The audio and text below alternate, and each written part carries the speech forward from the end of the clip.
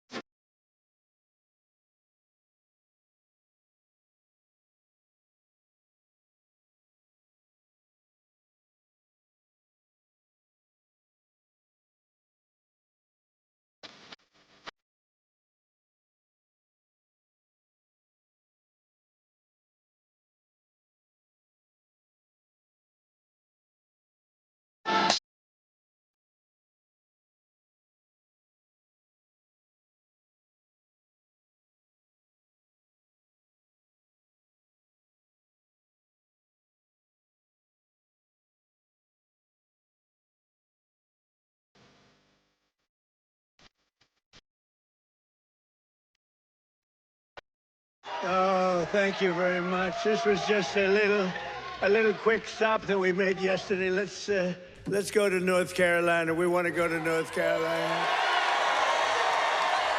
And what a crowd. Thank you very much. We appreciate it. There'll never be anything like this. You know, you say, let's go to North Carolina. We get this great crowd. Outside you have people. It's crazy. We're having a great time. And you know, these ladies right here, they've been to, I think, over 200 rallies, but I'm not going to say it. And this time I made it easy because they come from North Carolina. They didn't have to travel. Today they traveled about a half an hour, right? Isn't that nice? Instead of traveling all over the country. They're unbelievable. And you look better than you've ever looked, and I'm not allowed to say that. You know, if you say that, if you say a woman looks beautiful, which you do, it's the end of your political career. But I don't care. You look beautiful. Well, I'm thrilled to be back in this incredible state with so many proud, hardworking American patriots, which is what you are. And let me begin by wishing each and every one of you a very Merry Christmas. Remember, they didn't want to say Merry Christmas when I first started. 2016, we don't want to say Merry Christmas. They said, I said, no, we're going to bring back Christmas. And they don't say that anymore. They don't want to say it. But they don't talk about it anymore because they got shellacked. We're here tonight to celebrate 11 incredible months. It's been the most successful first year of any president in the history of our country. It's true. It has been, isn't that a big statement? But it's a statement that you read all over the place. I mean, who could have done better? I don't think anybody could have done better than us, not me, than us. We're in this together. Since my inauguration, we've created more than 53,000 North Carolina jobs, including 8,000 North Carolina construction jobs. More than 150,000 North Carolina residents have been lifted off of food stamps. They're very happy about that. And after your horrible hurricane, which produced more water damage than any hurricane in history, the Democrats let you down. They really did. Remember, they wouldn't do anything. Remember? They wouldn't go to your community. They wouldn't do anything. You had to wait till January 20th when I took office that we really knocked the hell out of it. Remember? As soon as I took office, I got in on January 20th, and first thing I did was made North Carolina phone calls, and we did a hell of a job. Did a hell of a job. You'd still be sitting in the mud if I didn't get elected. You would be. People were sitting in the mud. But I helped rebuild your state, and I didn't get any help from the Democrats, not your governor, not your man that's running, by the way, for Senate against Michael Whatley, who's phenomenal. Michael Whatley is incredible. Your previous governor was a disaster. He's also a radical left person, by the way. He's radical left. You don't want him. He doesn't represent you. And look at the crime. Look at what's going on with all the crime here. The slitting throats and stuff. I never saw that with you. Now, all of a sudden, that's what we see. You got to get Michael Whatley. It's going to be so important. He was so great. Don't forget, I took Michael, and I put him as the head of the party because he did so great. We won the state all 3 times, and it was like a rock. He didn't allow cheating in the second time.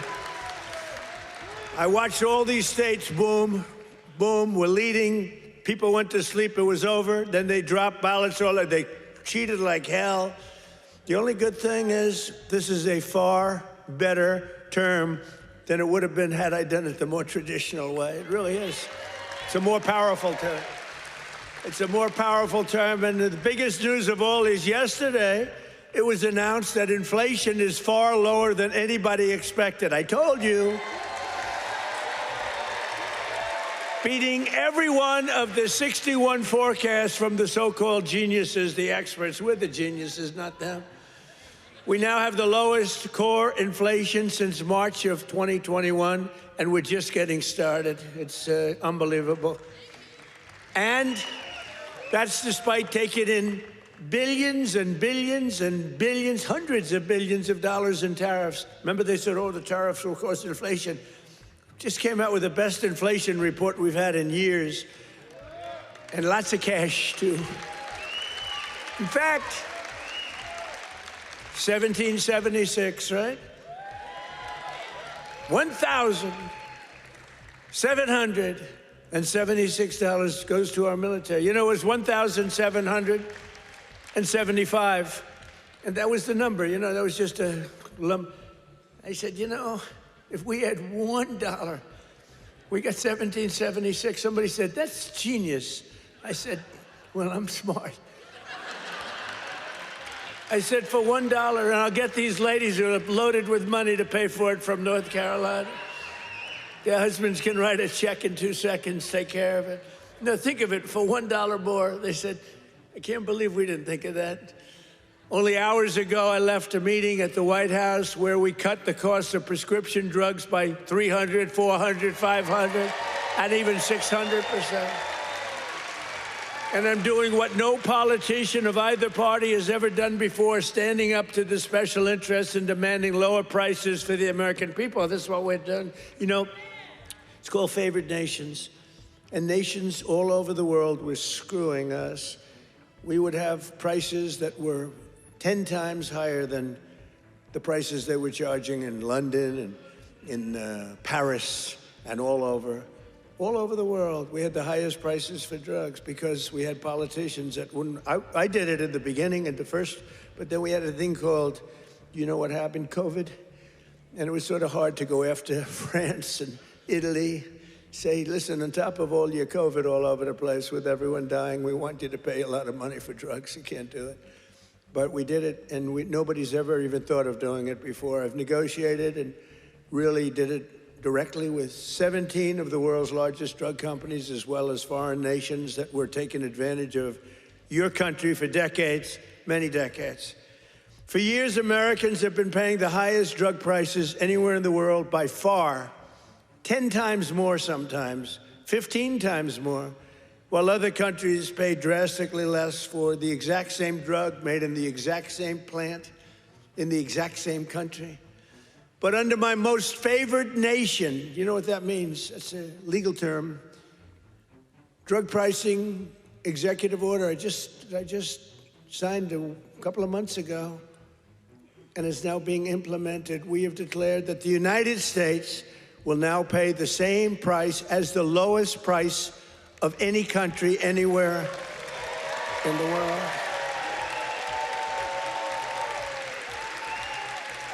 And we should honestly, this is the biggest thing to happen in medicine, I think, since the founding of our country. You know, I don't mind. They actually have a great location. You know, we've had people that look so good behind me that some of them went to Hollywood and actually did very well. You know? See, they may have a better location, but nobody's going to Hollywood. They can only see the back of your head. Look at all the television. Look at all those cameras. It's crazy. But we did something nobody's ever done before. Nobody's tried. Nobody thought they could do it. Don't forget, the drug companies turned out to really do the right thing. They really did. And they were there at the White House today. You saw them. Some of the biggest companies in the world were there. The rest of them are coming next week. But the big problem was foreign countries. They would have to take their drug and raise it from $10 to $20 to $30, maybe to $100, maybe 10 times more. But it really doesn't work that way because the world is a bigger place than the U.S. And so you're not going to have to raise it that much, but you have to raise it. And they always said for 50 years, they say, let the United States pay. And for 50 years, the United States got screwed because we're paying so much more. Drug that was selling for $10 in London sells for $130. That's 13 times more in New York. 13 times more, so $10 in London, $130 in New York. And now that drug will go up for the other country from $10 to only $20 or maybe $30, and it will come down from the United States of America to $20 from $130. Think of that. Think of that. That's the biggest price reduction. When you talk about cutting prices, cutting costs, and cutting prices, you talk about affordability. You know, the Democrats, they're the ones that got us into the mess. They're the ones that caused the high prices. And then they come out and they look at those fake news people back there. They go, this election's about affordability. They go, let's talk about it. No, I'd rather not talk about it because they can't. They're the ones that caused the highest inflation in the history of our country, which led to the highest prices in the history of our country. I inherited the mess. I got the prices down, and they're going down still further. Look at gasoline. A lot of areas now in our country, $1.99 a gallon. Right? It cost these ladies from these beautiful friends of mine from North Carolina, it cost them like 1/3 to get here than it would have cost under Sleepy Joe Biden. Right? If you drive, this time you can drive. It's the first time you didn't have to take an airplane. But we had 9 blockbuster agreements. We had 9 of them with the big drug companies just today. The rest are coming over the next couple of weeks. But the first dramatic drug discounts will be available to all Americans starting on January at a thing called TrumpRx.gov. TrumpRx.gov. But this is the biggest thing ever to happen on drug prices, pharmaceutical prices, and it will also tremendously it's going to reduce the cost of healthcare because healthcare is probably 50% about drugs, right? Your drugs are coming down at levels that nobody ever thought was possible. This achievement alone should win us the midterms. You know, if we did nothing else, I said today, you know, you're talking about like this massive reduction in drug prices that affects everybody. Older people, younger people, middle-aged people, sick people, well people. It's not just like patients, it's everybody. It can never happen. Nobody would ever have done this. It was very hard to do. I had countries laughing at me. I said, listen, you're going to have to double and triple your drug prices. They said France, as an example, UK, European Union. They said, you must be kidding. They've had low prices for years. The drug companies would go, could you pay more? No, charge the United. They wanted the drug companies, in all fairness, to charge the United States of America.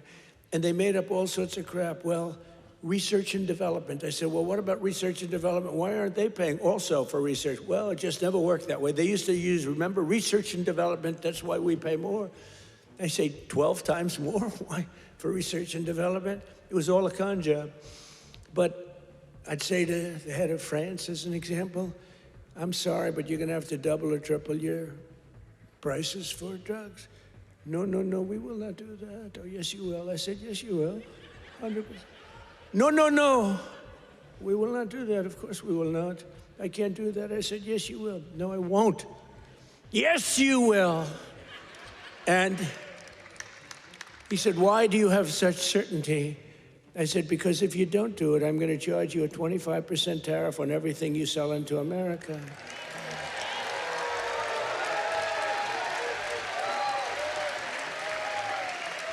And I said, because that was really the sticking point. They just would do it. They told the drug companies for years, we're not doing it. We're keeping that pill at $10. We're not going to raise it. And the drug companies said, well, you know, it's unfair. I mean, they're paying 10 times more, sometimes 15 times more. That's okay, let them pay more.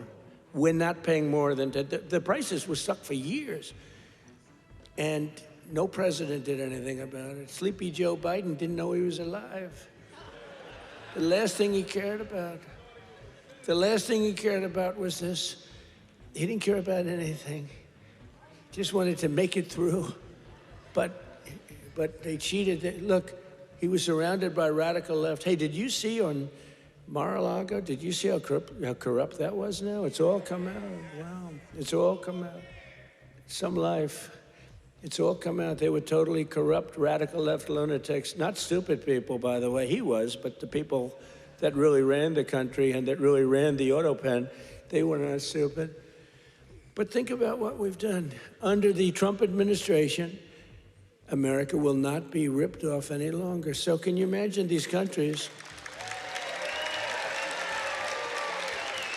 And when I told you the example before, from $10 to $20, you know, that doesn't sound like much, but it's a doubling of the price. You know, that's a doubling of the price. And if it went to 30 or 35 or 40, you know, that's still a doubling, tripling, or quadrupling of the price. But I said, at 25% tariff, it's much more money than what you're talking about. So they would say to me, all countries, you know, obviously they said no at the beginning, and they would have told a normal president no, and that would have been the end of the conversation. So they said no to me, and I said, no, no, you'll do it, 100%. And they said, what's wrong with this? 100%. I said, 100% that you're going to do it. The one asked me, why are you so certain? Why would you say that I would quadruple the price of drugs in France or someplace?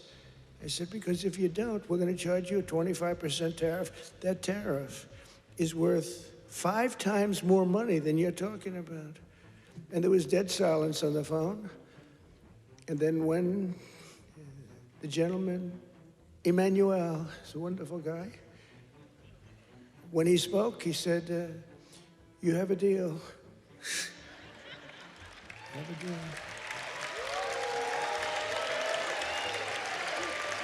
He's a nice guy, too. But you can't blame him, you know. This has been 40, 50 years. You can't blame him.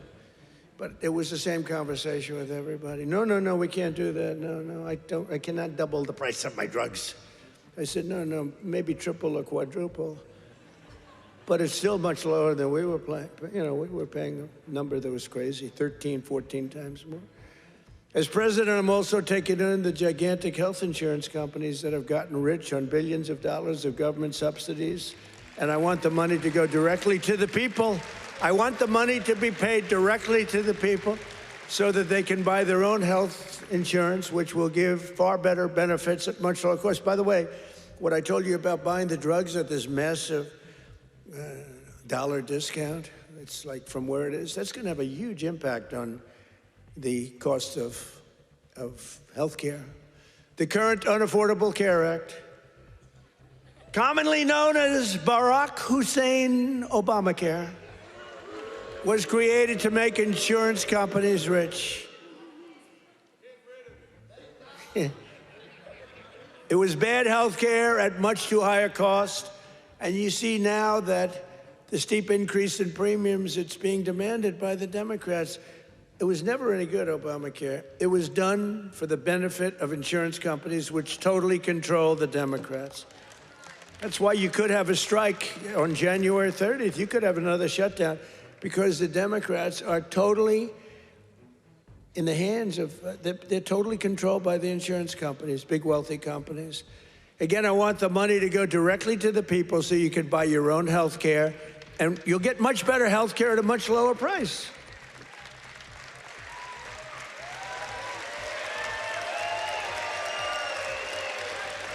And the only losers will be the insurance companies that have gotten rich. How about these companies? Some of them have gone up 1,400%, their stock prices. One, I think, went up 1,700%. How many people have ever bought a stock that went up 1,700%? And think of it. They've taken in billions and billions of dollars. And the Democrat Party is also just, it's, look, I don't know what they're going to do, because I don't know how anybody beats us when we say that we want the money to go to the people so you can buy your own health care. How can it ever be better than that? I wanted to do that at the beginning in 2016, but the politicians told me, sir, I was a little bit inexperienced. I've never done this before. Now I'm quite experienced. I've seen things that nobody would have thought possible. But I said, why do we have this crazy Obamacare, or as we call it, the unaffordable, isn't that a great name, the Affordable Care Act? I call it the Unaffordable Care Act. I should get credit. That's a good one. What's better, that or fake news? That or Pocahontas? That? I can't use the names that I used on the Republicans to gain access to the election, but we had some good names, didn't we? But I think the Unaffordable Care Act is pretty good. The UCA, right? They keep talking about the ACA. Think of that. Instead of the ACA, we call it the UCA. The UCA, they say, what is that? The Unaffordable Care Act? It is unaffordable. But it was always no good. But now it's really gone. And with time, it gets worse. Now it's going to be hit big. Remember, I didn't do this. This is Obamacare. This is Obamacare. This isn't Trump. But you don't need it, because let the money not go to the insurance companies. The problem is the Democrats will shut down the government because they are totally beholden. I don't love that word, but they're beholden, they're beholden to the insurance companies. So I don't know what they can do about it, but they'll probably close down the government. It's so simple. The money should go to the people. The people should then take all of this money and buy the best health care there is. And there'll be a lot of money left over. Right?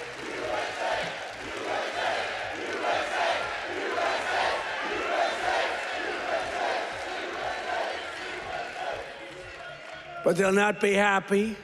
But that's okay with me, because you, the hardworking citizens, and finally you're going to have great health care at the right price, so you're going to have it.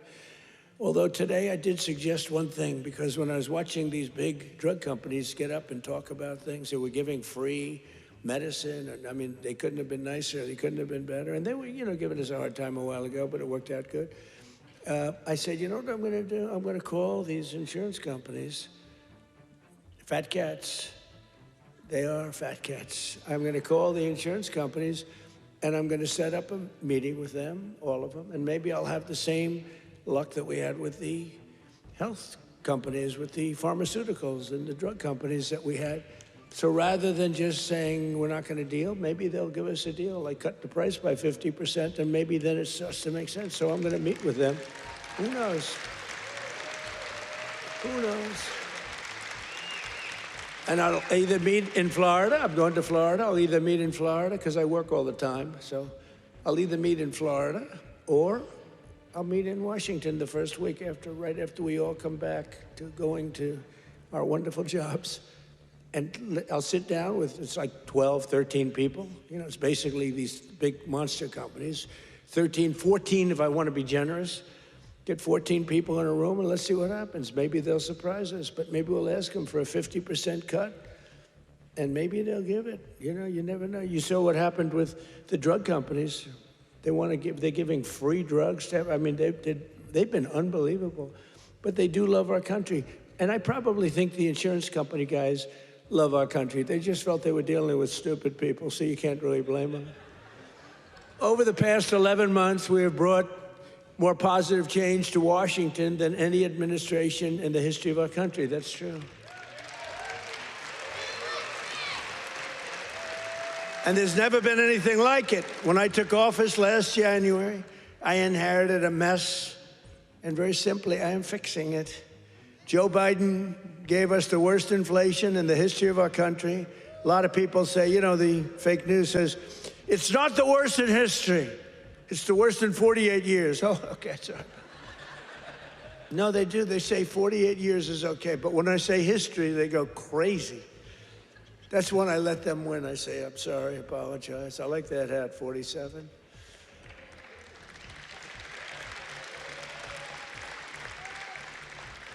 It's nice, actually. Beautiful, nice thread, gold thread. I watched that myself. I want gold thread, not mustard colored, you know? No, they give you, a lot of times they sell you mustard colored. It costs them a lot less. We don't accept those hats. When you have a mustard colored thread, don't accept it.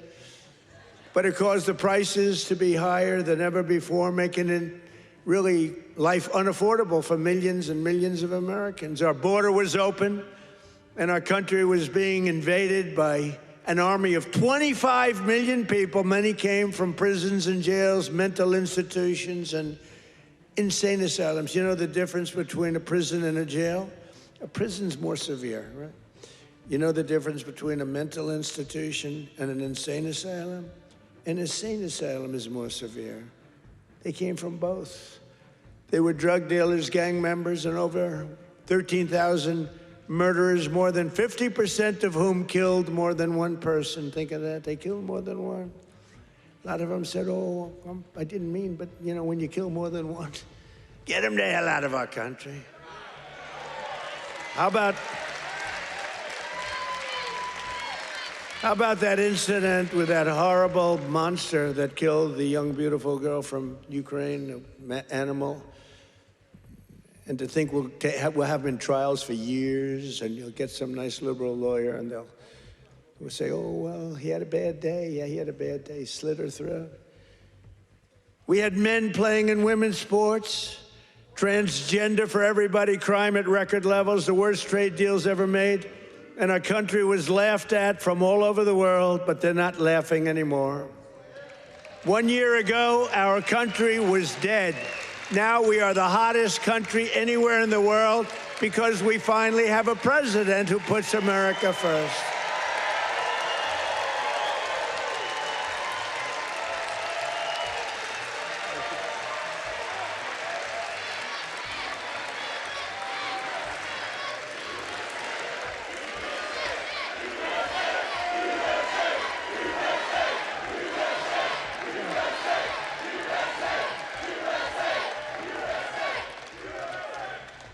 The last administration and their allies in Congress looted our treasury for trillions of dollars, driving up prices on everything at unprecedented levels.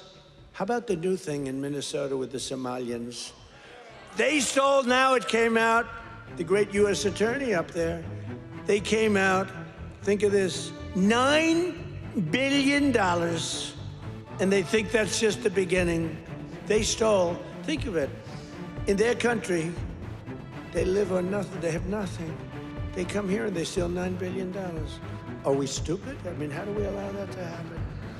Ilhan Omar should be sent out of our country. She should not be allowed to be a congresswoman. She married her brother either to stay or to get him into the country. And yesterday she, I guess, made up a story. She said the police attacked her son. They stopped the car, and the police said, we never attacked him, we never stopped him. It was a made-up story. She's a con person. She's full of con. She says, zero. She said, you ought to get her the hell out of our country. That's what you ought to do. She made up a story that the police stopped her son's car and they harassed the hell out of him. It turned out to be a fake story. There was no stoppage of his car, and there was no harassment. But think of that, in Minnesota, this beautiful place, once beautiful, I don't call it beautiful, you got a governor who's a stupid person, and a corrupt. He's corrupt and stupid. But he allowed this to go on. He allowed this to go on. Everybody knew what was going on. But what nobody knew is over $9 billion. And the people of Minnesota are not happy. And you know who's running for governor? Mike Lindell. Do we like Mike Lindell? That man suffered. That man suffered. What he did, what he went through because he knew the election was rigged. And he did it. He just did it as a citizen. Mike Lindell, I'll tell you what, every time I introduced him, he got the biggest hand. I hope he does great. He deserves to do great. That man suffered. These people went after him. They went after his company.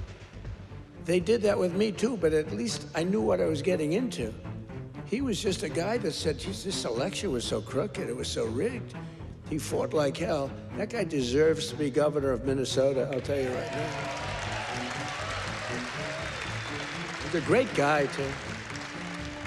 But I'm bringing the prices down, and I'm bringing them down fast, you know that? As I saw the other day, and as I showed to people the other day, I made a speech.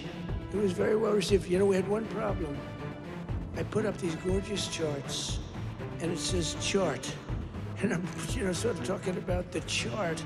You're reading into a piece of glass. I got no audience. I got just people, very hostile people waiting around. And I'm reading into a piece of glass for 22 minutes, and I talk about the chart. The networks didn't put up the charts. Only Fox put up the charts. Fox put them up, in all fairness. When we get angry at Fox, we have to remember that. They put up the charts, so you could start putting them up now if you want. But we put up these beautiful charts that were very... Look at that.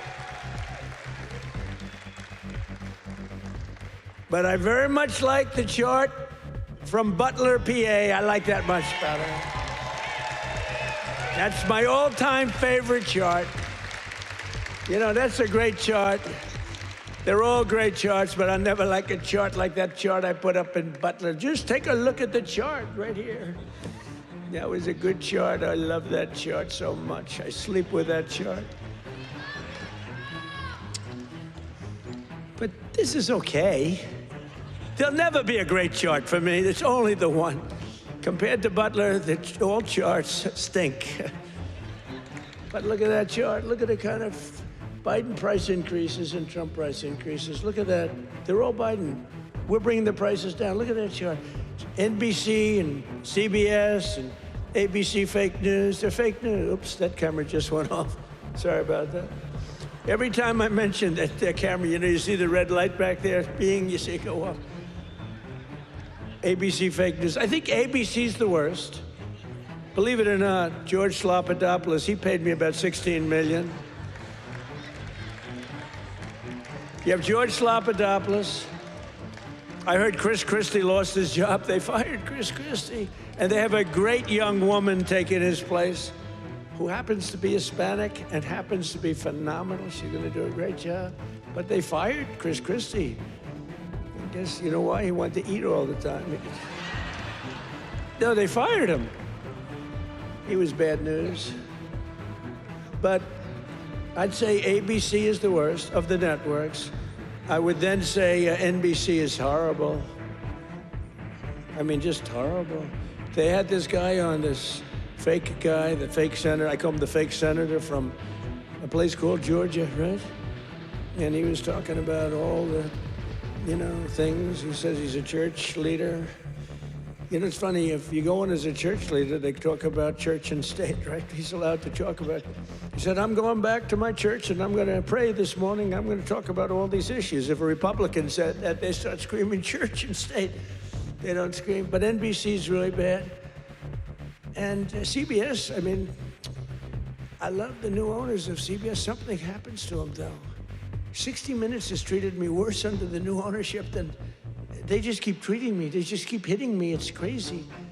And then you have Marjorie Traitor Brown, I call her, because green turns to brown under stress. So I call her Traitor Brown, which I don't like doing because 2 words is too much, 2 out of 3. We're changing to Marjorie Taylor Greene. I'm going Marjorie Traitor Brown, so I have to trade. And a lot of people don't understand 2 words is too much to change.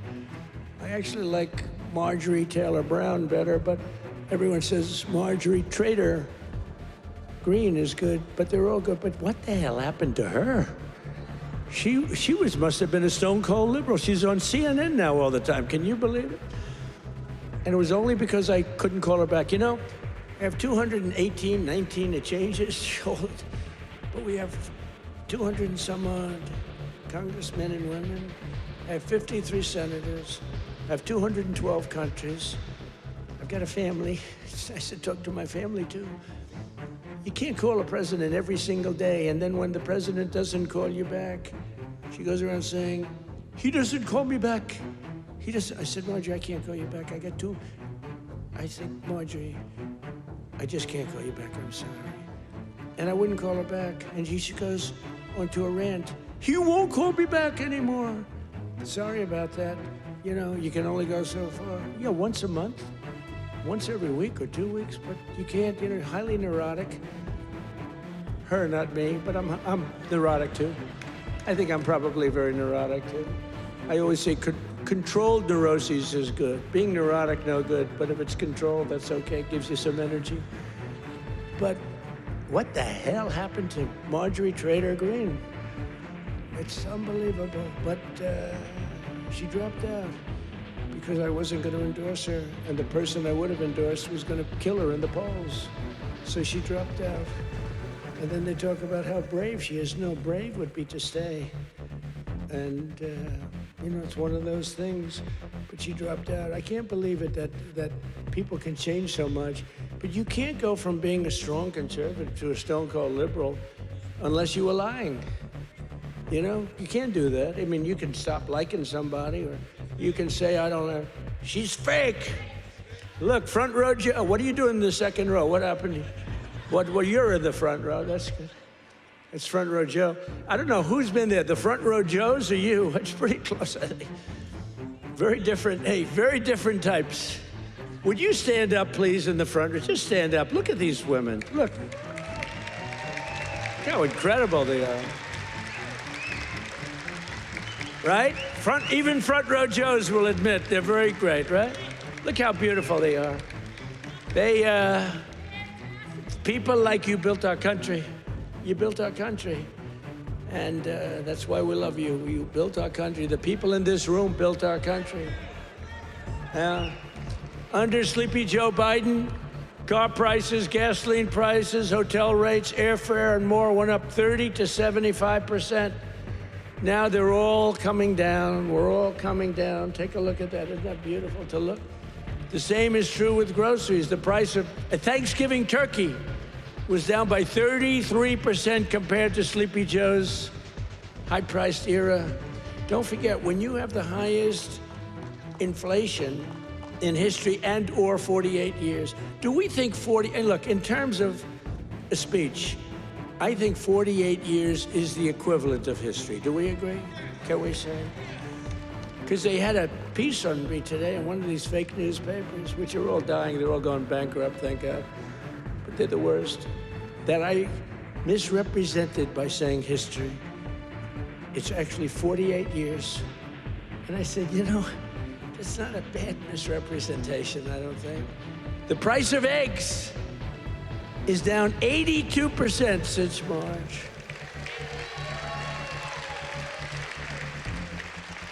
Do you remember? There the people are. Do you remember? Fake news. Do you remember when I just got elected? It was a big thing. We won every swing state. We won the popular vote. We won by like 312 to 200 and something, and like low 200. And we won everything. We won districts, the word district. We won districts by 2,750 to 525. That's a slaughter.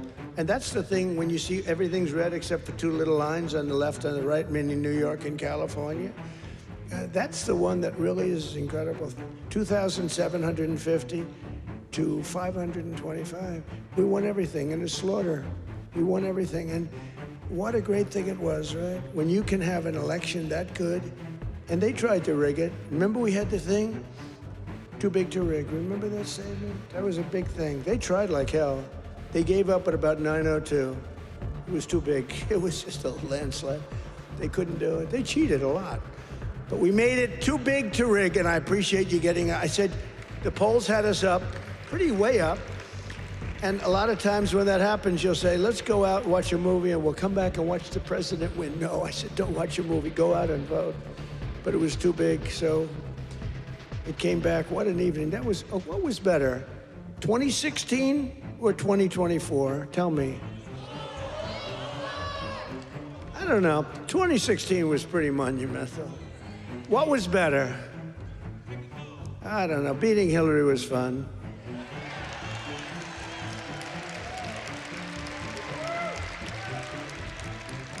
Well, Hillary has a much higher IQ than Kamala. I would say, I think Hillary has probably 50 or 60 points higher. Now, Hillary was smart. She was nasty. Whew, I wouldn't want to go home to her. She was nasty. Remember, she was a nasty person. I was going to use a B word. I said, my wife would not be happy. My wife always says, please, please don't use foul language. You know who else does? Franklin Graham. He says, President. He says, I love your speaking ability, President. You're a great speaker, although nobody says it. You know, I get these big crowds, but did you ever see the press do a story that I'm a great speaker? They say, oh, he looked tired. Oh, he's this, oh, he's that. Yeah, I mean, it's crazy.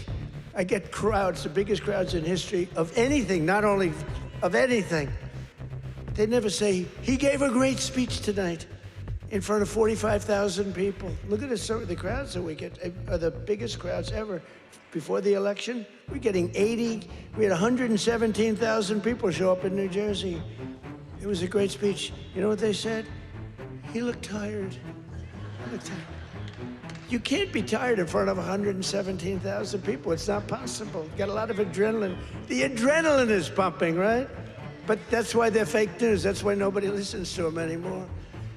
But remember that we slashed the yearly cost of new mortgages by $3,000. Look at the mortgage chart. We slashed it. Look at that. Look at that. Oh, boy. Look at how much you made with me and lost with that sleepy guy. But everything now is falling, and the only things that are going up are your salaries, the stock market, and your 401ks. They're going up.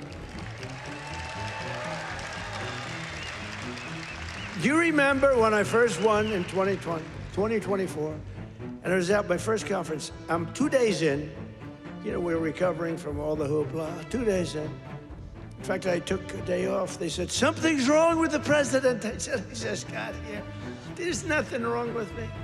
Something's wrong. You took a day off. What's wrong with the president, right? Every time. Do you remember when I had 28 news conferences in a row over 28 days? Sometimes I gave 2 or 3 in one day. And then I took my beautiful Kai, my beautiful granddaughter, who's a very good golfer. I took her to play golf one morning, and I was in the office very quickly. Something's wrong with the president. Do you remember the rumor was that I had passed away? Do you remember that? I won 28 days in a row. I took the kid to play golf. And we play very fast. She's good at, I'm a very good golfer. And we play very fast. We play in 2 hours. We're dinning. I mean, I said, baby, I got to get out of here. I'm sorry, honey. Enjoy your day. Go hit balls or something. I got to get out of here. I got to go to work. And I got a call. A friend of mine. Oh, you're okay? And I said, yeah, what's wrong? I said, I'll be back in the Oval Office in 30 minutes. Oh, I said, what's wrong with this guy? Then I got another call. Oh, you're okay. They said that I had passed away. Do you remember that? First day in 28 days, these people are sick. That's why I've taken more physicals, because I think you have an obligation to, report. And I hate when they put out false reports. So they put out a report that Donald Trump. So I took a lot of physicals. And I did something no other president's ever done. I took cognitive tests. Because I know that, and by the way, not easy. You get to those last questions, those last 10, 15 questions, nobody on that stand could answer probably any of them. And I got them, I aced them. And no other president's taken a cognitive. Could you imagine Sleepy Joe taking a cognitive test? I don't think he'd get the first question is like, what is this? And they show a lion, a giraffe, a fish, and a hippopotamus, right? And they say, which is the giraffe? So that's the only question. But what happens is it then gets harder. I don't think Joe would have gotten the first question right. He would say hippo. I want the hippo. But anyway, I've taken now 3 cognitive tests. I've aced every single one of them. And these are, this is that big stuff. This is Walter Reed, I've got a whole team of doctors all over the place. If you get them wrong, I said, what do you think? Should I do it? I said, well, here's the good news. The good news, if you do well, that's great. Actually, if you do well, they won't report it. If you do badly, it's going to be the biggest story in history. They said, it's possible that if you do badly, the word will leak out and you look very bad. I said, this was on my first test. After that, I knew that I can do very well. Smart person.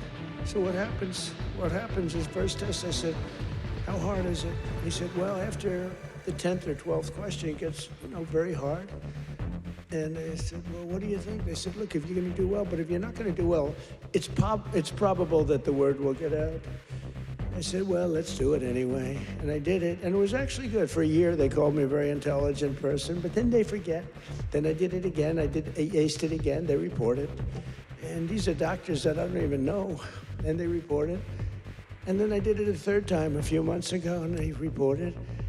But it's very small reporting. But can you imagine if I did badly, right? Could you imagine that, front row Joe? Would I be in trouble? They'd say, there's something wrong. But I like to do it. But I had perfect health. And they reported his health is perfect. And they interpret that. And the fake news interprets when the doctor says he's got perfect health. They go, what does he mean by perfect? There's something wrong with the president. These people are sick.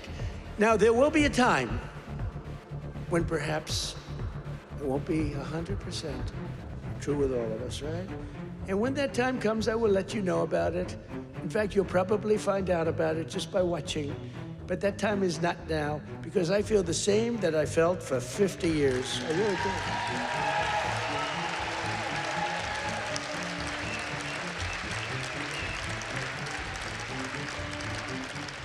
But we have I think we have an obligation to, at least report your health.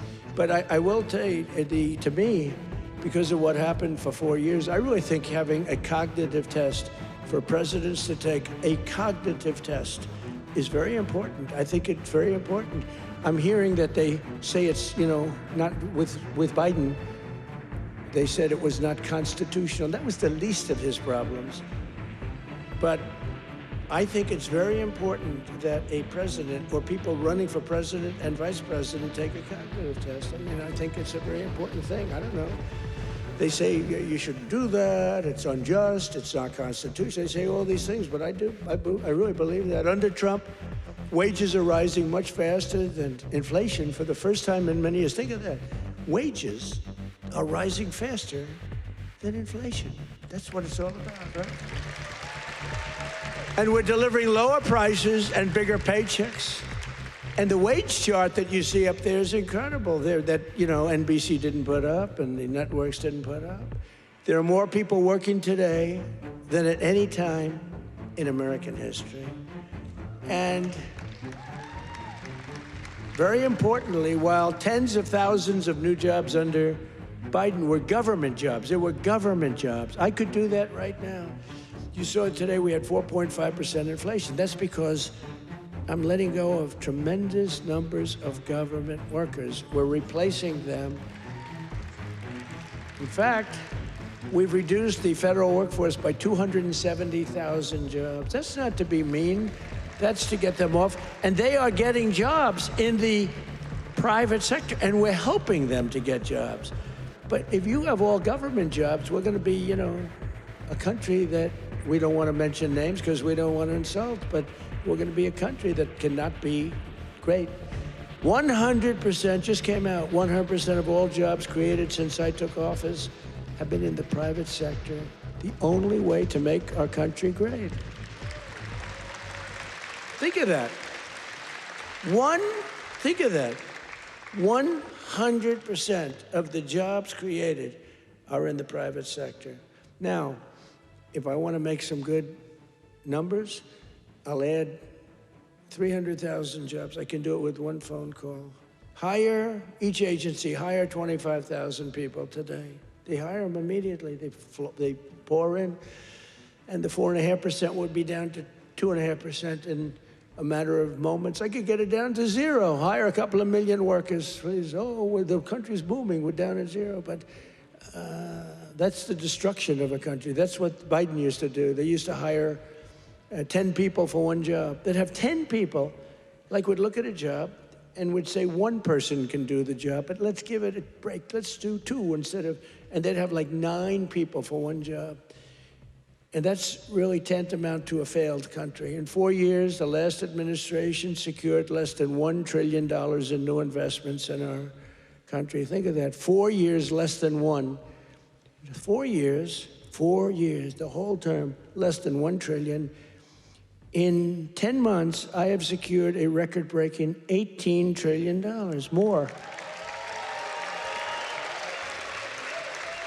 They gave us doom and gloom, and I'm building the Trump economic boom. It's a boom. It's a boom. You know, these factories, auto plants, AI plants, we've never had anything like it. I ended the radical left's war on American energy, terminated the Green New scam, and signed an order to drill, baby, drill. We're drilling. You see where gasoline's coming down? Gasoline is now substantially lower than $2.50 a gallon, and many, many places now are under $2 a gallon for gasoline. And within the next 12 months, we will have opened 1,600 new electrical generating plants. That's a record all time. Because, you know, we need tremendous amounts of electricity for AI and for all these plants. Electricity prices will fall very dramatically when these plants are open. To protect North Carolina workers, we imposed 25% tariffs on foreign automobiles, 50% tariffs on foreign steel, and I approved 25%, 30%, and 50% tariffs to save North Carolina's cherished furniture industry, which has been decimated by China. You know, I used to come here a lot for one reason. I'd build hotels, and I'd build different buildings, and I'd come here to your furniture area. I used to love it. Those people were so talented. I'd buy so much furniture, and that was before politics. I did great. I was very good at real estate, I would tell you. But I used to come to North Carolina to buy furniture for lobbies or furniture for hotels, and I was here a lot. I mean, you've been decimated, but it's coming back now because I put tariffs on, big tariffs, actually. But I remember I'd say to a guy, I like that chair. You don't realize what I did. I would look at a chair. The arm of a chair was very important to me. I said, I like that chair, but this arm has to be a different shape. And you got to chisel that. I'm a very aesthetic person, believe me. Except with women. I don't care what a woman looks like. I used to say beautiful, and now I don't care. Since politics, I never mention looks anymore. The most beautiful woman can walk right across. I don't even look at her anymore. Because in politics, that's the sign of death. We don't look. But I do look at the arm of a chair. And I'd say to your artists, they were artists. They were artisans, you know? I'd say, no, can you give a different curve? Can you do a little more carving at the end? They would, right in front of me, bing, bing, bing, bing, bing, bing. They were like geniuses. You lost the business. It went to China and other places, but mostly to China, because they never put tariffs on, just like they didn't put them on chips, just like they didn't put them on cars. You lost 58% of your car industry. By the way, it's all coming back. Some of it's coming back here. It's all coming back. Because to bring a car into our country is costing 25 to 50% tariffs now, and they can't do it. They can't compete. Tariff is, and I won't say it because it gets me in trouble, my favorite word. No, I want my fifth favorite word. Do you remember when I said the word tariff is my favorite word in the dictionary? Remember that? And then the fake news got me. What about religion? What about God? What about your family? What about your wife? What about your children? I said, oh, they got me in this one. So now tariff is my fifth favorite word. And now I'm okay. It's my fifth, 5. Now I'm okay. But starting in the new year, the people of North Carolina will also see the dramatic results of the largest tax cuts in American history, including no tax on tips, no tax on overtime, and no tax on Social Security for our great seniors. No tax for our seniors. Tell me what? Let's do a poll. Because you know these pollsters charge you $1 million to ask a question, then they just write down an answer. They don't do polls. It's a total con job, some of these polls. One thing I don't like about Fox is their pollster. Total fake. Their pollster's the worst. They've been saying they're going to get rid of them for 10 years. A fake pollster, then you have the election, you win by numbers that are like through the roof. But Fox has been treating me good. They have great people there. Sean Hannity is great. Jesse is great. Laura is great. Greg is great. They're all great. We have great people. The morning is excellent. Who? What? Which corruption? Where? Oh yeah. Well, we have to do that. We're going to take care of that. We're going to take care of corruption in our country. I mean, I was talking about Fox. I don't know. He's talking about corruption. No, it's okay because he's on our side, but he's just a little ahead of me. He's talking about corruption. I'm talking about Fox, how good the anchors are, right? But they are really great. They are very good. But the pollster's no good, you know? He's no good. The pollster's terrible. But we still get good numbers, but the numbers are actually much better than that. But we're joined tonight by Heather Whitley, a bartender and server in Nashville, North Carolina, who will save over $5,000 from no tips. Think of that. From no tax and tips. Heather, where are you, Heather? Are you here, Heather? Where are you? Where are you? You want to come up? You want to come up? Come on up.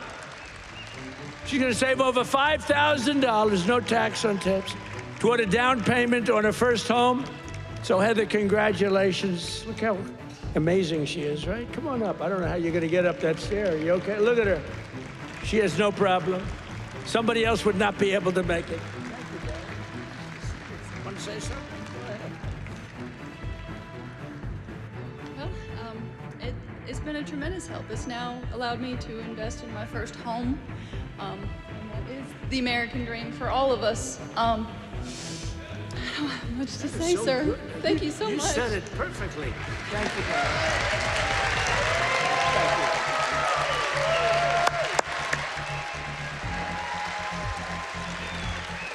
Heather, you don't realize you said that so perfectly, because that's what it is. You're going to get a home, and you're going to be happy as can be, and you are a great person. Thank you very much. You couldn't have been better. Thank you, darling.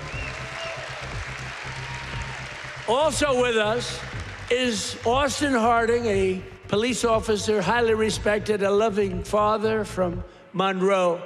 Austin and his wife are raising a son with autism. A beautiful son, beautiful, beautiful person, and are passionate supporters of MAHA, and they love Robert F. Kennedy Jr., so do I. And with no, thank you, Austin. And with no tax on overtime, Austin will have thousands of dollars, many thousands of dollars more to help care for his wonderful son. Last but not least, we have Carolyn and Charles Thurston, who run a successful small business providing care to senior citizens. That's great. Not only did we make their small business tax deduction permanent, helping them to expand, but under no tax on overtime, their employees will have much higher take-home pay, and that makes their job a lot easier. So, Carolyn and Charles, please stand wherever you may be. Oh, that's great. Thank you. So it's going good? Going good? Good-looking couple. Thank you very much. Another key part of our tax cuts is known as Trump accounts. You hear about that? You put money in, and they are knocking them dead. It's great. It's Michael Dell Computer. He put up $6.25 billion. How do you like that? He started with no money, and now he puts $6 billion plus into the first accounts. I mean, think of that, $6 billion. It's, to be exact, $6.25 billion. Even the second part is a lot. And we've had a lot of great Wall Street titans and a lot of great real estate titans. They're all putting money in Trump accounts. It's for kids. They get a certain age and they're going to have money. It's going to double and triple. Hopefully, it'll do well. Under this new program, the federal government will be creating an investment savings account for every single newborn American child with $1,000 to be invested and grow over the course of their life. So they'll reach 21 years, and, you know, it could be very good. They will consider themselves rich. I mean, it's a lot of money, actually. Friends, family, employers, and loved ones will be able to add thousands more each year, like a trust fund for every American child. It's something that people have wanted to do, but honestly, I give Mr. and Mrs.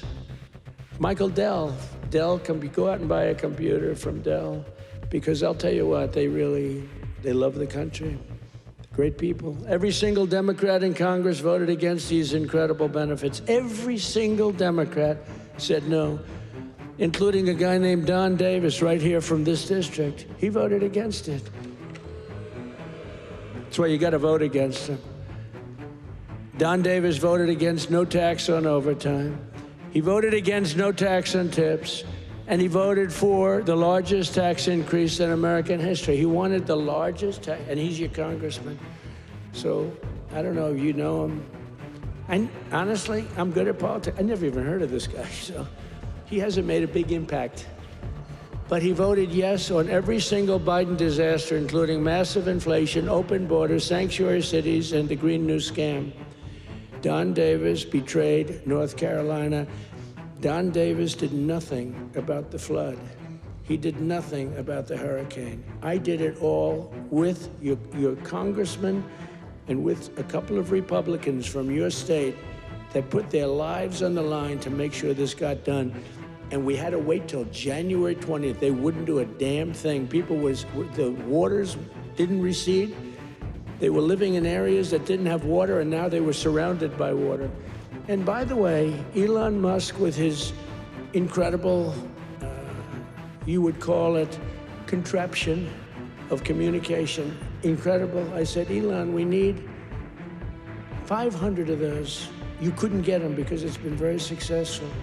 He said, you'll have them tomorrow. You gotta give him credit for that, you know? I have my little disagreements with him. I don't believe in the mandate where everybody has to have an electric vehicle within an hour. You know, I don't, but you got to give him credit. He really saved a lot of lives. Here tonight are some of the warriors who, unlike Don Davis, who's a disaster, vote against him, stood up for North Carolina, including Congressman Tim Moore and Brad Knott. Where are you guys? Hey, fellas, come up real fast. Come on up. Come on up. I'll tell you, these guys were, look at them, two handsome gentlemen, extremely different types. That's great. Say hello, say a couple of words.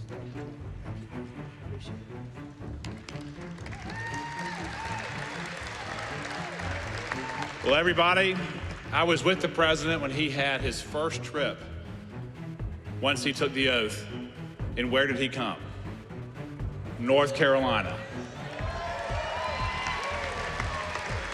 As we gear up for the midterm cycle, where's the first state that President Trump has come? North Carolina. He knows what you know. It's the people that make this country great. It's not the government, it's not regulations, it's people just like you. And let me just tell you this, the fight is long, it's hard. I'm new to this, and I have been amazed at how hard the president is fighting for you.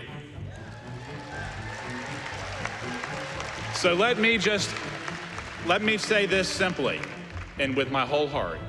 Stay with us. We hear you, and we're going to keep fighting for you. Thank you so much. I guess I'll have to lower the mic, Mr. President. Let me just say, echo what Brad said. I cannot think of a better president in the history of the United States. Someone who loves this country, who does so much. Mr. President, I don't know how you do it all. You make the Energizer Bunny look slow. It's absolutely incredible. The leadership that this man shows, not only in our country, but on the world stage. We are finally respected around the world again, and that is not an accident. Mr. President, North Carolina loves you. The United States loves you. Thank you for what you're doing.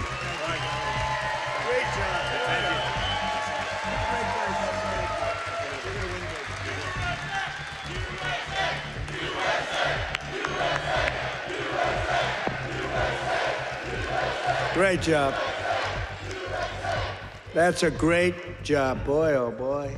Well, they're going to win good, but you got to beat that other guy.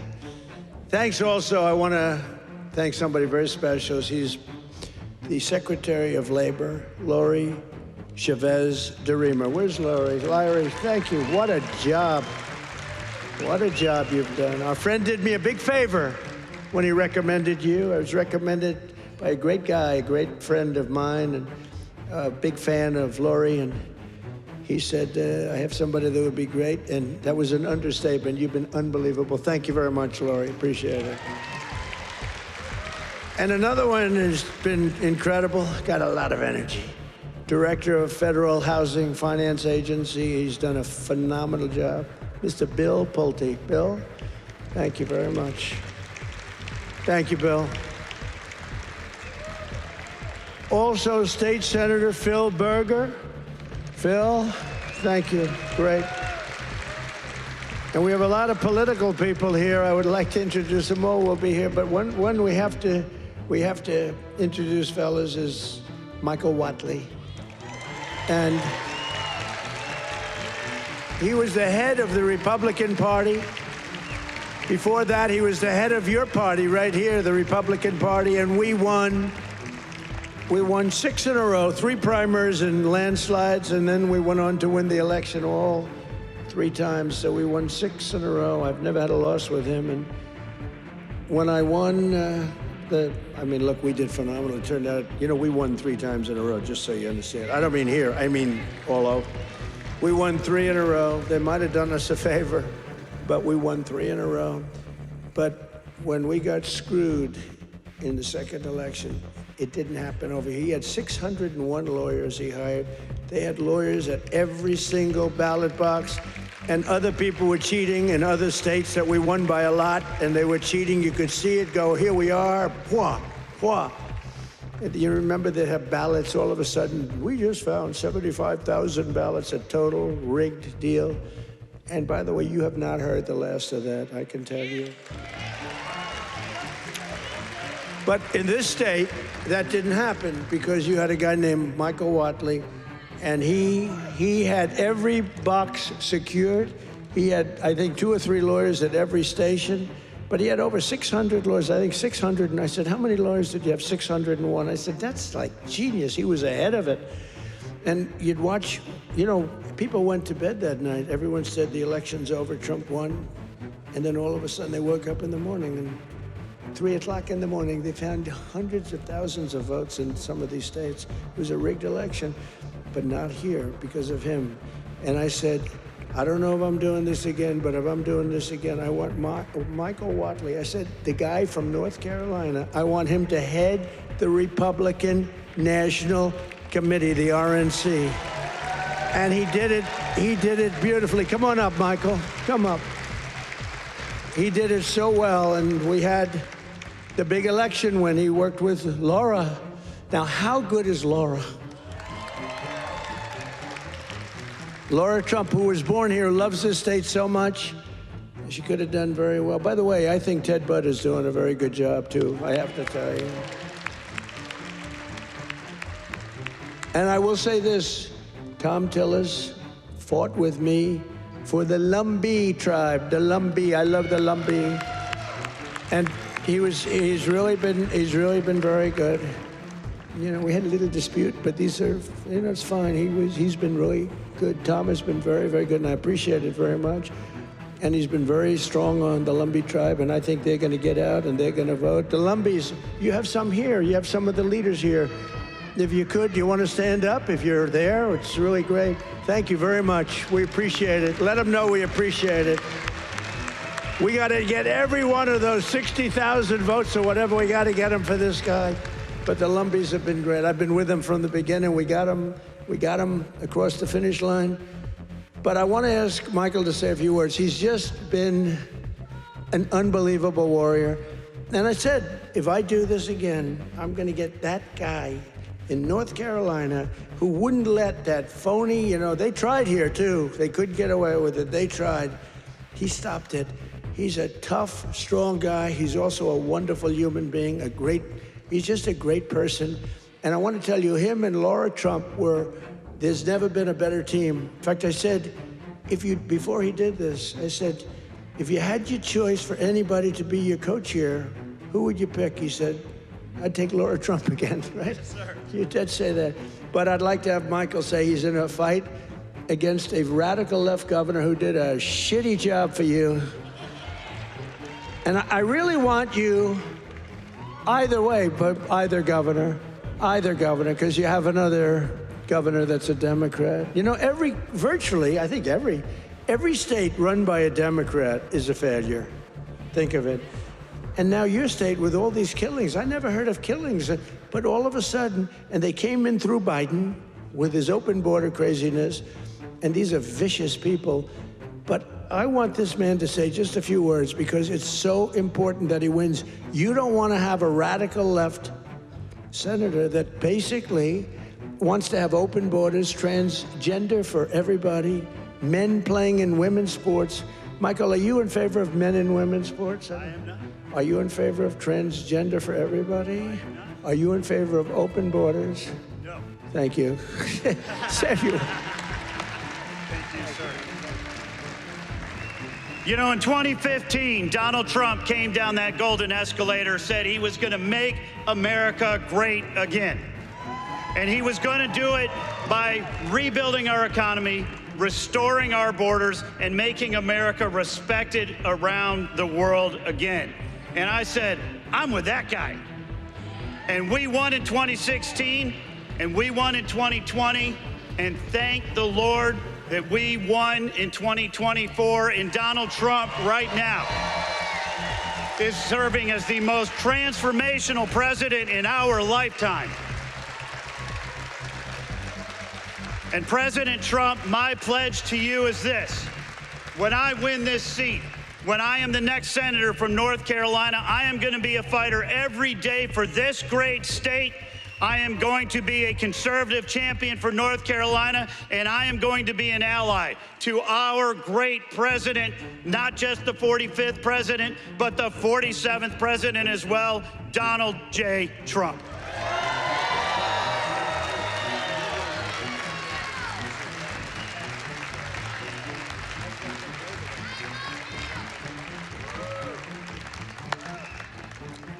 What a great guy he is. So get out and work for him. I hope you can get your group of about 70 women to go out and do it. We get all the front rows and We got to win. He's a good man. And he represents your values, that I can tell you. But I also want to express my condolences to the people of this state and to the loved ones of NASCAR legend Greg Biffle, who perished yesterday in a tragic plane crash with his family in Statesville. I met him twice. He was just a great young man. And what a tragedy that is with his whole family. So I just want to pay our condolences, our love. Please. I'll tell you, North Carolina will never forget them. He was, and his family were incredible people. Together, we've achieved more in less than 1 year than most other administrations achieved in 8 years, which is true. Most of them didn't achieve much. Within a matter of weeks, we ended the invasion of our southern border. For the past 7 months, 0 illegal aliens have been allowed into our country. Think of that, 0. And that's made up by Democrats. A feat which everyone said was impossible. Biden and the radical left Democrats in Congress turned North Carolina into a dumping ground for tens of thousands of third world migrants, driving up your rent and your housing costs. According to a government report, over 60% of growth in the rental market came from foreign migrants, paid for by the federal government, by the way. Paid for by the federal government, you, the taxpayer. Mass migration fueled mass inflation. But now we are fixing it, and we have record-setting deportations, and we're really focused on the bad people. We're really focused on the bad people. We have farmers who are great people. They know what they're doing. But we're focused on the bad ones. We're getting the murderers, the drug dealers. We're getting the ones from prisons. We're getting them the hell out of here. We're focused very strongly on that. For the first time in 50 years, we're seeing reverse migration as migrants go back home. We're saying, go back home, please. And we want the bad ones to go back home, because those are the ones that caused the problem. And think of Washington, D.C. So, I mean, outside of the terrorism attack from 3 weeks ago. And by the way, that young, beautiful man is doing well. You know, we thought we lost both of them. And we lost one who's looking down on us right now. But looks like he just stood up. Can you believe it? He stood up today for the first time. Two great people. Sarah's looking down on us, and from heaven, she was incredible, doing so well. But he's doing, they were both about the same. We thought we lost both of them. Hit in the same area, if you can believe it. He was hit hard. But and his mother, Monica, I spoke to her the night of, sir, he'll be okay. Every doctor was saying he doesn't have much of a chance. And she said, sir, I'm telling you, I know my boy, he's gonna be fine. I can't believe it. And literally, actually yesterday, he stood up and he's talking a little bit. I mean, the whole thing is incredible. The mother, I've never seen anybody like that. I never saw anything like it. She was so positive. She said, I'm praying, and everybody's praying, the whole country's praying, and there's no way he's gonna have any problem. He's gonna be just fine. It's not even that he was gonna make it. It was like, he's gonna be fine. Incredible person. In the year before my election, all net job creation was going to foreign migrants, all of it, 100%. Since I took office, 100% of all net job creation has gone to American-born citizens. The migrant invasion also brought massive crime. What's happening with the killings in North Carolina is indescribable. I mean, for the first time, you're in national news all the time with the killings. That's because you're run by Democrats. 2 weeks ago, an illegal alien from Honduras who entered under Biden walked onto a train in Charlotte with a large knife and brutally stabbed a passenger multiple times in the chest. The same savage criminal alien had previously been arrested 2 months earlier, but he was released by authorities to pillage and kill, which he did. Also recently in this state, you saw this one. Nobody could watch it. Another monstrous criminal with 14 prior arrests plunged a knife into the throat of an innocent, young, beautiful girl, Ukraine. She was from Ukraine, who was sitting on a train. You could see she was scared to be there. You could see that, right? Everybody knows what I'm talking about. She walked onto the train, she was afraid to be there. What happened to North Carolina? You didn't have that condition. And then she was attacked from behind violently by this savage. No one can ever forget that look of shock and terror on the young woman's face. It happened so fast as her murderer walked down the train car, dripping with blood all over. Passengers are looking at him and saying, what is that? There's blood pouring out from every part of him, from the knife. For years, radical left politicians have been releasing bloodthirsty, violent offenders and criminal aliens back onto your streets under our leadership. We're finally getting illegal aliens and vicious felons off the streets and throwing them out of our country, or in some cases, putting them in the toughest jails in the world because, frankly, we don't want to let them into their country because we don't want to take a chance that these animals will come back. We're restoring law and order in America.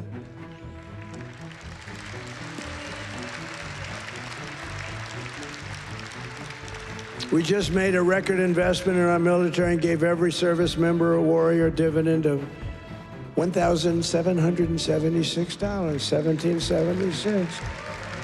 And I'm also pleased to announce that just 2 hours ago, we hit the ISIS thugs in Syria who were trying to regroup after their decimation by the Trump administration 5 years ago. We hit them hard. I ordered a massive strike on the terrorists that killed our 3 great patriots last week. 2 soldiers, 1 interpreter, all great people. And it was very successful. It was precision. We hit every site flawlessly, and we are restoring peace through strength. We're all over the world. I settled 8 wars in 10 months, destroyed the Iran nuclear threat, ended the war in Gaza, and got the release of hostages, both living and dead, and created peace in the Middle East. We have peace in the Middle East, first time in 3 years, peace in the Middle East. I cut federal funding for any school that pushes critical race theory or transgender insanity. And we completely banned the chemical and surgical mutilation of children.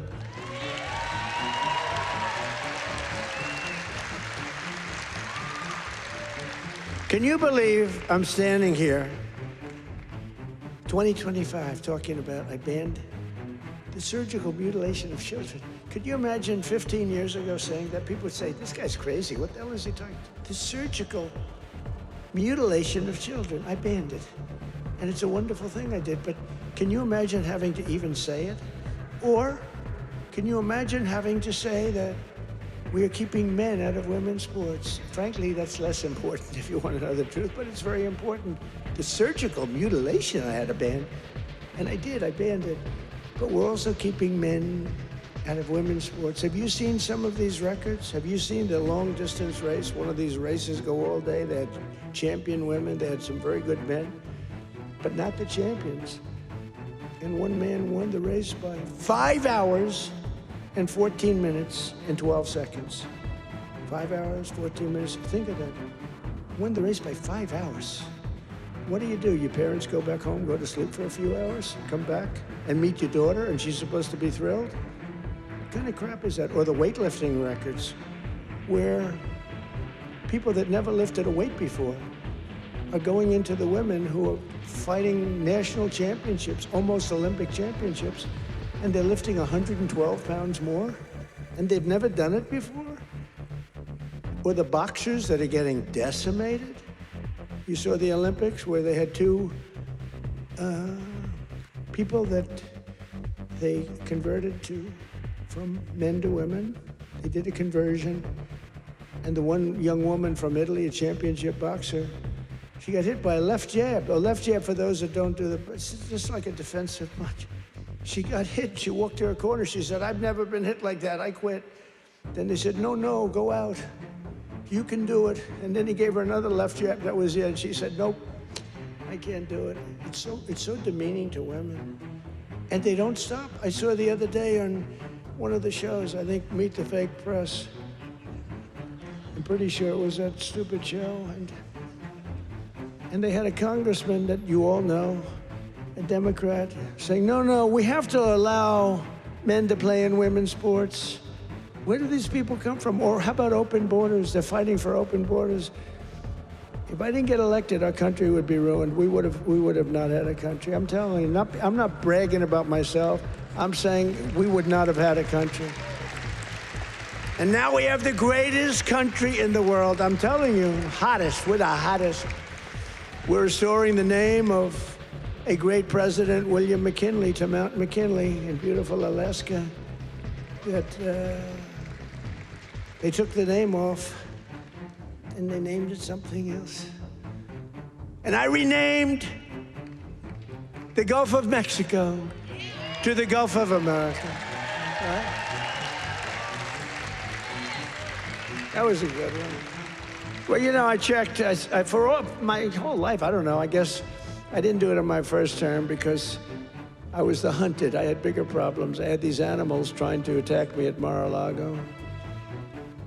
They went into my wife's closet. And I'll say this, number one is very bad, but it sounds a little strange.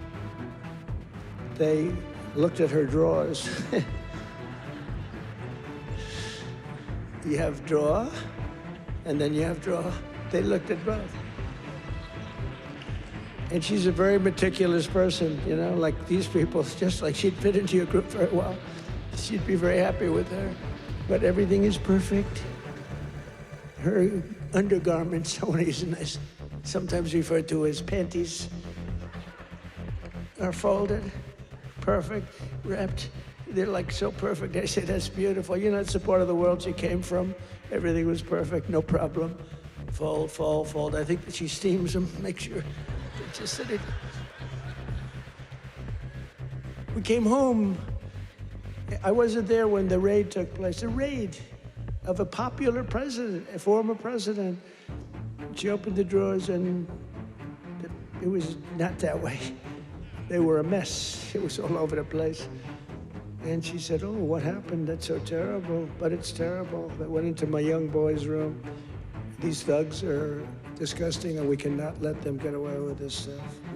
We have all the evidence now. We have all the evidence, and we have to do something about it. We have to do something about it. It's illegal, and it's disgusting. You know, I brought a lawsuit, and I'm winning the lawsuit. There's only one problem. I'm the one that has to settle it. In other words, I am suing, and I'm the one that's supposed to settle it. So maybe I'll give myself $1 billion and give it all to charity. Does that make sense? You know, I'll give it to charity. Do you have any nice charities? I have to settle the lawsuit. There's never been a case like this. Trump suit, I sued a long time ago, and it's doing fine. It's a suit, and now, you know, we found all this stuff. Did you see where the FBI didn't want to do it, but the Justice Department forced them to do it? The FBI guys didn't want to do it, but the thugs and the DOJ wanted to do it. So I sued them, and it's... And they do say that, you know, it's never been a case like this. Donald Trump sues the United States of America. Donald Trump becomes president, and now Donald Trump has to settle the suit. I hereby give myself $1 billion. Actually, maybe I shouldn't give it to charity. Maybe I should keep the money. No, a lot of people say, do it. No, I don't want to do it. But whatever happens, it's all going to good charities. Is that okay? It's all going to good charities. But isn't that a strange position to be in? I've got to make a deal. I negotiate with myself. From the skyscrapers of Charlotte to the rolling hills of Asheville, from the sand dunes of Kitty Hawk to the streets of Chapel Hill, and from the factories of Hickory to the small towns and family farms across your beautiful countryside in North Carolina. We are bringing prosperity, opportunity, and pride surging back to your incredible home. Together, we're pairing all these people together. You're coming together, you know, it's coming together like nobody's ever seen, but we're fixing 4 years of disaster and decline. The whole world was laughing at us for 4 years. They were laughing, taking advantage of us, friend and foe. And the friend was worse than the foe in many cases. On trade, they were worse. And we're beginning the greatest years in the history of our country. It's called the Golden Age of America. That's what's happening. We were a dead country. Now we're talking about the Golden Age of America. Think of it in 10 months. Think of that. So in conclusion tonight, after just 11 months, our border is secure. Our spirit is restored. Inflation is stopped. Wages are up. Prices are down. Our nation is strong. And America is back. And every single day of this administration, we will keep on working for the hardworking citizens of America. We will fight, fight, fight. We will win, win, win. And with your help, we will make America powerful again. We will make America wealthy again. We will make America healthy again. We will make America strong again. We will make America proud again. We will make America safe again. And we will make America great again. Thank you, North Carolina. God bless you all. And Merry Christmas.